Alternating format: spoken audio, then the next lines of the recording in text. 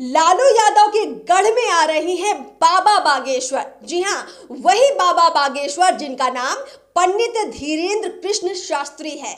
वही बाबा बागेश्वर जो पिछली बार बिहार आए थे तो लालू यादव के बड़े लाल तेज प्रताप ने उनको कई चुनौतियां दे डाली थी।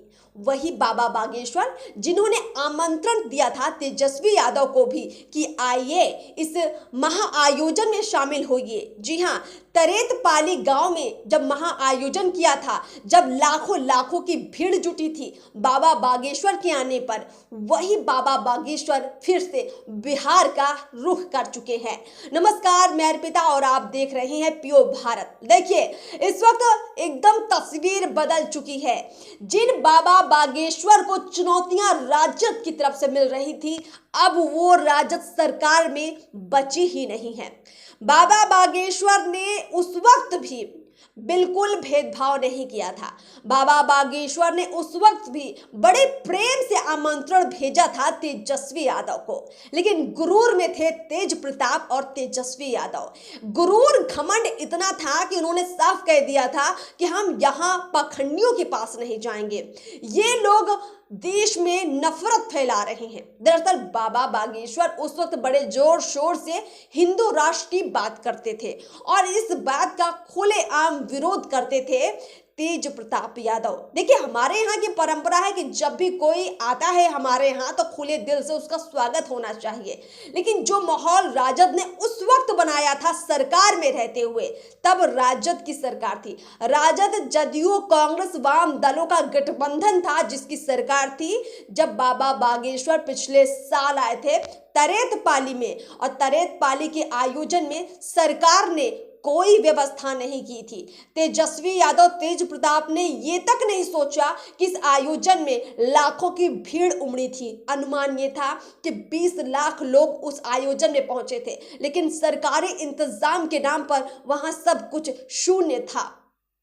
मठ के लोगों ने अपने स्तर पर बड़े लेवल पर तैयारियां की थी, लेकिन उम्मीद यही थी कि बिहार की सरकार भी, क्योंकि वहां पर ज्यादातर जो पब्लिक थी वो बिहार की थी, सरकार कुछ करेगी, लेकिन ऐसा नहीं था। कुछ भी बिहार सरकार की तरफ से वहां सुरक्षा व्यवस्था के इंतजाम तक नहीं किए गए थे। पुलिस प्रशासन के नाम पर भी छुटपुट पुलिस खड़ी करवा दी गई थी। लेकिन इस बार माहौल बदल चुका है। गोपालगंज में, जी हाँ, गोपालगंज वही जो लालू यादव का गढ़ है, माना जाता है कि लालू यादव के गढ़ में बाबा बागेश्वर आ रहे हैं, तो अब राजद खेमे में जबरदस्त हलचल मची हुई है। घबराहट में है वहां के स्थानीय नेता।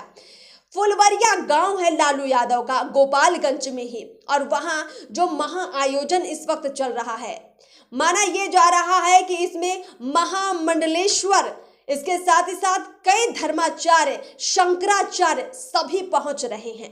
इस महाआयोजन में लाखों की भीड़ इस वक्त जुटी हुई है। वहां इंतजाम जबरदस्त किए गए हैं। जो कलश यात्रा थी उसमें भी लाखों की भीड़ जुटी थी। हर रोज हजारों लोगों के लिए भंडारा बन रहा है। रहने के लिए हर तरह के इंतजाम किए गए हैं। लेकिन जहां इंतजाम की बात हमने आपको बताई पिछली बार की, इस बार के इंतजाम बेहतर बताए जा रहे हैं। रहने के लिए विशेष तौर पर तंबू भी बनाकर दिए जा रहे हैं। अब यह भी देखा जा रहा है कि इस कार्यक्रम में मनीष कश्यप भी लगातार जोर लगाए हुए हैं। वो लगातार वहां पर मौजूद हैं और उनके रहने की वजह से कहीं ना कहीं तेजस्वी खेमे में भी हलचल मची हुई है। तेजस्वी यादव, तेज प्रताप यादव इस बार क्या करेंगे? क्योंकि बाबा बागेश्वर ने पहले भी इन लोगों के सामने कोई नफरत की बात नहीं की थी। उन्होंने तो बस इतना कहा था कि हम तो हिंदू राष्ट्र की बात करते हैं, हमें उन लोगों से कोई मतलब नहीं है जो और तरह की बातें करते हैं। हम तो किसी का विरोध भी नहीं करते, हम तो बस अपना मुद्दा रख रहे हैं। और इसी बात को लेकर राजद के नेताओं ने भारी बवाल मचाया था, लेकिन अब ही सब कुछ खामोश है। अब राजद के ना तो नेता नजर आ रहे हैं, ना तो राजद का कोई परिंदा नजर नहीं आ रहा है। और सबसे बड़ी बात ये कि तेज प्रताप यादव का भी कोई ट्वीट नजर नहीं आ रहा है। जो कहते थे कि बाबा को एयरपोर्ट से लौटा देंगे, जो कहते थे कि बाबा का रास्ता रोक देंगे, वो तेज प्रताप भी अब कोई बयानबाजी नहीं कर रहे हैं, एकदम शांत पड़ चुके हैं क्योंकि अब सरकार में नहीं है। कुल मिलाकर ये देखा जाए तो सत्ता का नशा, सत्ता का दंभ, सत्ता का अहंकार उस वक्त राजद को इतना था कि बिहार आए मेहमान को भी उन्होंने स्वीकार नहीं किया। बिहार आए पंडित धीरेन्द्र कृष्ण शास्त्री के साथ भी बड़ी अभद्रता से पेश आए थे। वो एक बाबा हैं, कथावाचक हैं और काफी ज्यादा हिंदू अनुयायियों के प्रिय हैं। अगर उन्होंने कोई ऐसी उन्माद की बात की हो या कोई दंगा फैलाया हो तब तो आप उनका विरोध कीजिए, लेकिन पंडित धीरेन्द्र कृष्ण शास्त्री ने कभी किसी मंच से ऐसी बातें की ही नहीं।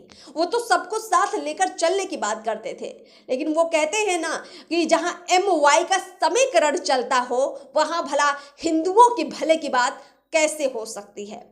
अब देखिए 2024 में सारी तस्वीर बदल गई है, सरकार बदल गई है, नजारा बदल गया है। इसीलिए आप लोग गौर करेंगे कि धीरेन्द्र कृष्ण शास्त्री आ तो रहे हैं लेकिन उनके विरोध में आपको कहीं कोई स्वर नजर नहीं आएगा, कहीं एक आपको परिंदा भी नहीं दिखेगा जो उनके विरोध में इस वक्त बोल रहा हो। राजद भी समझ चुकी है कि इस बार अगर बाबा बागेश्वर पंडित धीरेन्द्र कृष्ण शास्त्री का विरोध कर दिया तो 2024 के लोकसभा चुनाव में भारी नुकसान उठाना पड़ सकता है। बाबा के फॉलोअर लाखों नहीं करोड़ों में हैं और इसका असर चुनावों में भी दिखता है। क्योंकि सनातन की बात करते हैं, हिंदू धर्म की बात करते हैं पंडित धीरेन्द्र कृष्ण शास्त्री, ऐसे में राजद 2024 के लोकसभा चुनाव को भांपते हुए कोई भी नुकसान उठाना नहीं चाहती है, इसीलिए शांत पड़ी हुई है। हाँ, पहले राजद को भले ये लगा था कि वो धीरेन्द्र कृष्ण शास्त्री के बारे में उनके खिलाफ बोलकर कुछ वोट बैंक अपनी तरफ खींच लेगी, लेकिन ऐसा हुआ नहीं। उल्टा माहौल राजद के खिलाफ ही बना और उसका असर आप देखिए कि सरकार भी चली गई।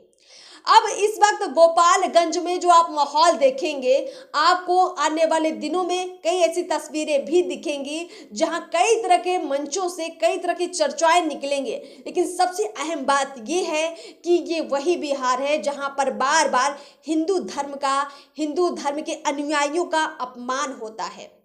एक अपमान की याद हम आपको वो भी दिला देते हैं जब यहां से राम मंदिर बनने के लिए लाल कृष्ण आडवाणी ने रथ यात्रा निकाली थी तो उनकी रथ यात्रा भी रोकी गई थी।